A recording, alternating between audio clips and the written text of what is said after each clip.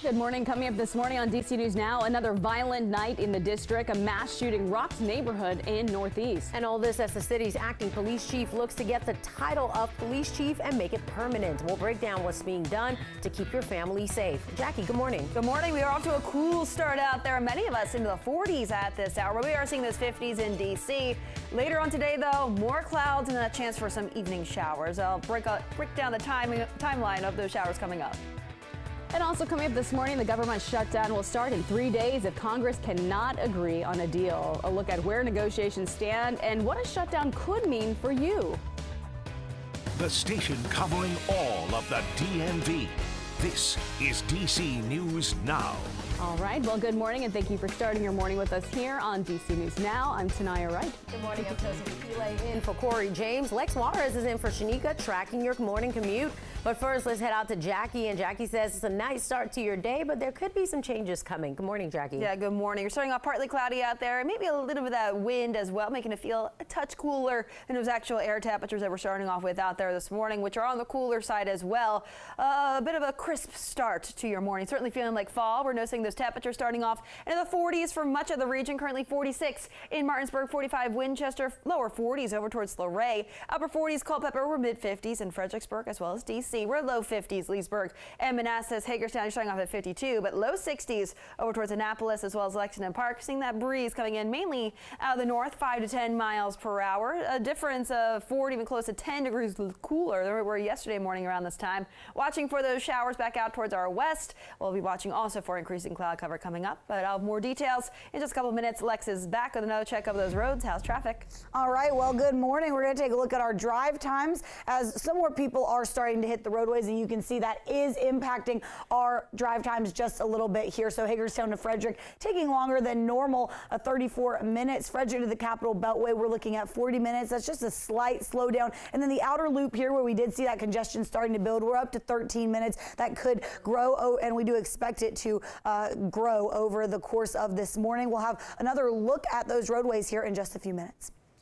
All right, Lex, thank you. It is 6:01 and new details this morning out of Northeast DC, where police have now confirmed a 5th victim in a mass shooting overnight. That is right. Our Liberty Zabala is live in Brentwood with what we are learning about the victims. Liberty, good morning. Tanaya and Tosin, neighbors here say they heard several gunshots in this area, and it's still an active police investigation here behind me. You can see several evidence markers here in the roadway.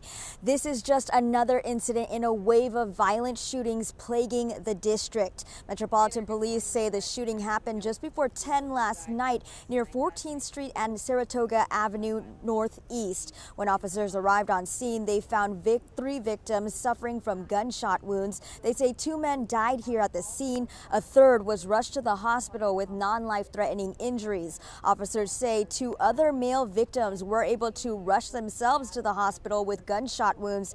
One of those victims was in critical condition. The other suffered non-life-threatening injuries. Now, this mass shooting comes just moments after acting police chief Pamela Smith spoke to the city council about how she plans to keep the city safe as part of her nomination process. The shooting also adds to the district's grim milestone by surpassing 200 homicides so far this year. We're having these crew-on-crew senseless arguments where firearms are being introduced when folks have disputes as opposed to being able to resolve them the way we typically will resolve a dispute. What I will say is that our officers were present in this area, as they always are, on an ongoing basis. And right now, police are searching for 3 people seen leaving the scene here in a gray SUV. They're also asking neighbors who may have information or pictures or videos to come forward. For now, live here in Northeast DC, Liberty Zabala, DC News Now. Thank you, Liberty. Police released the name of the Dunbar High School student shot and killed on Tuesday. 16-year-old Maurice Jackson approached a group of people when the suspect pulled out a gun and shot him. Police say this happened near New Jersey Avenue and P Street Northwest. People in that area say they are worried about youth in the district. This is so sad. I just like people should just stop murdering people, and especially teens and kids these days. My parents always tell me to watch my surroundings. D.C. Councilmember Kenyon McDuffie visited the school to talk about safety with students and staff. And D.C.'s acting police chief Pamela Smith is making her case to city leaders to keep that job permanently. She spent more than 25 years in law enforcement. In that time, she was chief of the U.S. Park Police and spent 2 years with MPD. Now, some wonder if she is ready for the position and point to continuing violence under her watch. But Smith says she is ready to take on this role for good. I come to this position ready to work with members of the community and our partners in nonprofits, businesses, and government to help create a safer city for all that fulfills the promise and values of equity and inclusion. And dozens of people did testify, most of them in favor of her confirmation. And government budget battles continue today as Congress works to avoid a government shutdown. And if no deal is reached, that shutdown would start Sunday. That is right. Our Capitol Bureau correspondent Hannah Brand has the latest on what leaders are doing to avoid a shutdown. Right now, a lot of the holdup is over on the House side. The Senate is working on a short-term funding bill, and leaders say they're confident they can pass it. But they'd need the House on board in order to avoid a shutdown. In just days, the federal government will run out of money, and Congress doesn't have a funding plan yet. Buckle up, there's turbulence ahead. Senators from both parties are working on a short-term bill to fund the government until November 17th. It would also give $6 billion to Ukraine and add $6 billion to U.S. disaster relief. The Senate's top Republican, Mitch McConnell, says it's a simple choice. We can shut down the government or keep the government open up until November the 17th. And give us a chance to continue to resolve a number of the appropriation issues. But many in the Republican-controlled House are against sending more money to Ukraine. Congressman Byron Donald says the Senate bill has no chance. That thing is dead over here. Are you kidding me?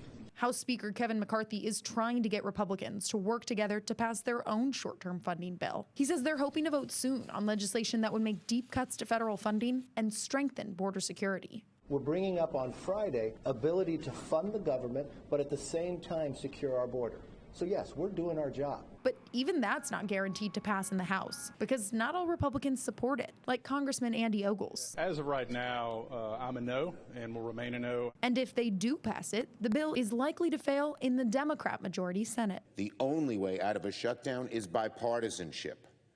A shutdown would delay paychecks for millions of federal workers, close down a lot of federal offices, and stop some government services. Many lawmakers say it would be devastating for Americans. In Washington, I'm Hannah Brandt.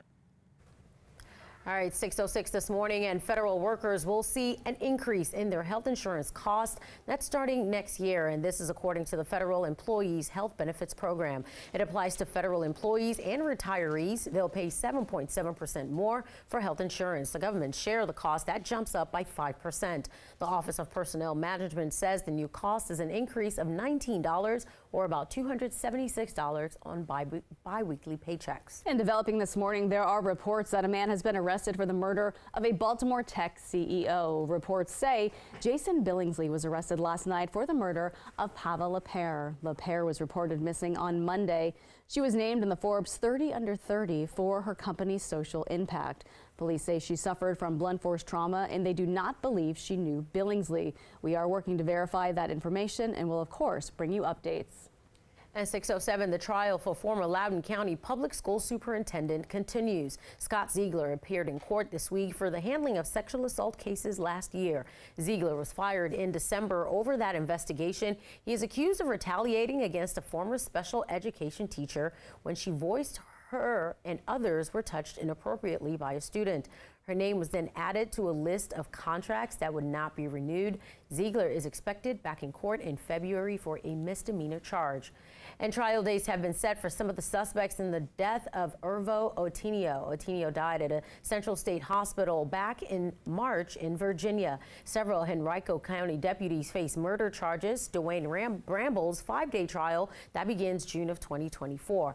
Bradley Dissey's 5-day trial scheduled for August next year. Your time right now is 6:08 this morning. Labor unions in Prince George's County are pushing for a labor agreement. That project with the Board of Education would make sure fair wages and job opportunities for people. Job opportunities would also happen for workers as the school system gets ready to build 8 new schools. It would help people in apprenticeships and career programs. A lot of people in the union have to travel outside of the county for work. This project would make sure they work close to home. Go so far, like an hour and a half away to work. We're not asking to have the whole enchilada.